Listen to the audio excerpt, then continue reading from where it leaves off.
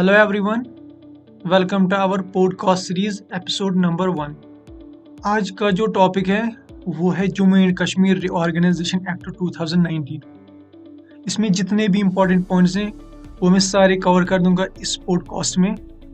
So let's get started. पहला जो point है वो आर्टिकल 3 के रिगार्डिंग है। देखो, आर्टिकल 3 ऑफ इंडियन कॉन्स्टिट्यूशन हमें ये कहता है कि अगर किसी भी स्टेट या यूटी की बाउंड्री या फिर उसका नाम चेंज करना हो तो आर्टिकल 3 में मेंशन है। तो इसी आर्टिकल 3 के थ्रू जम्मू एंड कश्मीर और लद्दाख को यूटी बना दिया गया था। ये था पॉइंट नंबर 1। पॉइंट नंबर 2 क्या बोल रहा है कि UT of Jammu and Kashmir उसके पास लेजिस्लेचर होगा, जैसे कि दिल्ली के पास है, पुडुचेरी के पास है, क्योंकि वो दोनों भी यूटी है। और यूटी ऑफ लद्दाख उसके पास कोई भी लेजिस्लेचर नहीं होगा, जैसे कि चंडीगढ़। तो लेजिस्लेचर मतलब पावर, मतलब उन यूटीज के पास पावर है या नहीं है। तो इसका मतलब यही, जैसे जम्मू एंड कश्मीर के पास लेजिस्लेटिव असेंबली है तो उनके पास पावर होगा कुछ ना कुछ, और यूटी ऑफ लद्दाख के पास कुछ भी पावर नहीं है। वो डायरेक्टली कंट्रोल करेंगे प्रेसिडेंट ऑफ इंडिया। पॉइंट 3 ये है कि जो लेफ्टिनेंट गवर्नर है किसी भी यूटी का, उसको एडमिनिस्ट्रेटर कहते हैं, और इस एडमिनिस्ट्रेटर को अपॉइंट करता है प्रेसिडेंट ऑफ इंडिया। किस आर्टिकल के अंडर करता है? वो करता है 239, आर्टिकल नंबर 239। रिमेंबर दैट, ठीक। Who is the administrator of UT? Lieutenant governor. Who appointed him? President. Under which article? Article number 239। अब पॉइंट नंबर 4 क्या कहता है कि जो असेंबली है, जो लेजिस्लेटिव असेंबली है जो for UT of Jammu and Kashmir, उसमें टोटल सीट्स है 114। 107 नहीं है, 107 किया था उन्होंने उस टाइम प्रेजेंट। लेकिन फिर उन्होंने ये भी मेंशन किया था कि जब डिलिमिटेशन एक्सरसाइज होगी तो उसके बाद इसमें 7 सीटें और बढ़ा दी जाएंगी। तो अगर क्वेश्चन आएगा कि कितने सीट्स है या कितने मेंबर्स हैं legislative assembly of UT of Jammu and Kashmir, तो 114 होते हैं, ठीक है। 114, not 107। Remember that point. Point 5 क्या कहता है? ये पॉइंट नंबर 4 की रिलेटेड है। उसमें 24 सीट्स उन्होंने वैकेंट रखे हैं फॉर पाकिस्तान ऑक्यूपाइड कश्मीर के लिए। पॉइंट 6 क्या कहता है कि जो रिजर्वेशन होगी एससी और एसटी के लिए लेजिस्लेटिव असेंबली में, वो उनकी पॉपुलेशन के अकॉर्डिंग होगी।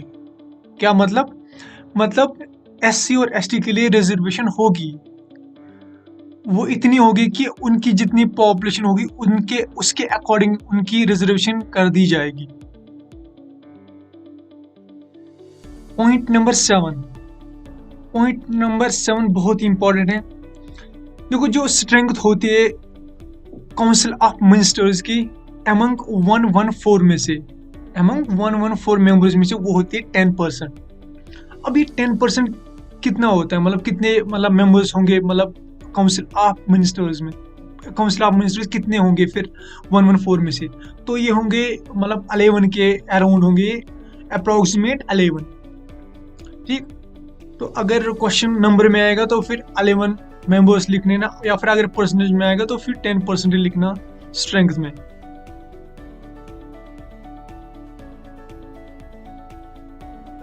नेक्स्ट पॉइंट, अब जो लेजिस्लेटिव असेंबली है जम्मू एंड कश्मीर की, उसमें क्या क्या पावर्स होंगे? उसमें पावर्स तो सब होंगे एक्सेप्ट 2 थिंग्स। एक तो पब्लिक एंड ऑर्डर, दूसरा पुलिस। पब्लिक एंड ऑर्डर और पुलिस इसको कंट्रोल करेंगे होम मिनिस्टर, ठीक। पब्लिक एंड ऑर्डर और पुलिस, इसको कंट्रोल करेंगे होम मिनिस्टर डायरेक्टली। बाकी जो भी बचा है स्टेट में, चाहे लैंड होगा या फिर कुछ भी होगा, उसको फिर जो भी काउंसिल ऑफ मिनिस्टर होंगे अलॉन्ग विद चीफ मिनिस्टर, उसको फिर उन मतलब वो फिर एडवाइस दे सकते हैं जो भी लेफ्टिनेंट गवर्नर होगा उसको। ठीक, तो इन शॉर्ट मैं ये बोलूंगी कि स्टेट के पास कुछ भी नहीं है, तो स्टेट कुछ भी नहीं कर सकता है अकेले। अब नेक्स्ट पॉइंट क्या है, जो भी IAS IPS या फिर फॉरेस्ट सर्विस ऑफिशियल्स होंगे यूटीज में, तो ये किसके कंट्रोल में होंगे, ये होंगे लेफ्टिनेंट गवर्नर के कंट्रोल में। और अभी प्रेजेंट लेफ्टिनेंट गवर्नर कौन है जम्मू एंड कश्मीर का, वो है मनोज सिन्हा। नेक्स्ट पॉइंट बहुत ही इंपॉर्टेंट है। एक यूनियन गवर्नमेंट एक कमेटी बनाएगी, जिस कमेटी का नाम है सेंट्रल एडवाइजरी कमेटी। अब इनका काम क्या होगा, इनका काम होगा finance, water distribution and electricity distribution को देखना। फिर इनके पास 6 महीने होंगे चक इलेक्ट्रिसिटी डिस्ट्रीब्यूशन, वाटर डिस्ट्रीब्यूशन या फाइनेंस जो भी होगा, इनके पास 6 महीने के अंदर अंदर रिपोर्ट सबमिट करना पड़ेगा, किसको, लेफ्टिनेंट गवर्नर को, 6 महीने के अंदर अंदर। फिर उसके बाद 30 डेज के अंदर अंदर जो लेफ्टिनेंट गवर्नर होगा उसको फिर एक्ट करना पड़ेगा, यानी कि एक्शन लेना पड़ेगा। नेक्स्ट पॉइंट, जो लोकसभा सीट्स होंगे जम्मू एंड कश्मीर के लिए वो होंगी 5 और लद्दाख के लिए 1 होगी। जब लद्दाख और जम्मू एंड कश्मीर एक साथ था तो उस टाइम लोकसभा सीट्स थी 6 टोटल। अभी जम्मू एंड कश्मीर के लिए 5 और लद्दाख के लिए 1, ये है लोकसभा सीट्स। और जो राज्यसभा सीट्स है जम्मू एंड कश्मीर के लिए 4 रहेंगी। ठीक है, नेक्स्ट पॉइंट जो है, जो Jammu and Kashmir high court है वो दोनों के लिए कॉमन रहेगा, लद्दाख के लिए भी और जम्मू एंड कश्मीर के लिए भी। और जो प्रेजेंट इसका चीफ जस्टिस है वो है पंकज मित्तल। और ये नया अपॉइंट हुआ, ये शायद जन 4th 5th को ही इनको अपॉइंट किया गया था।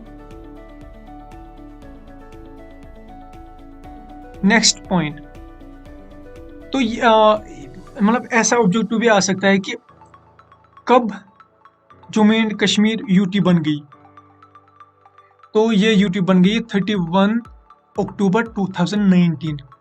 ठीक है, 31 अक्टूबर 2019।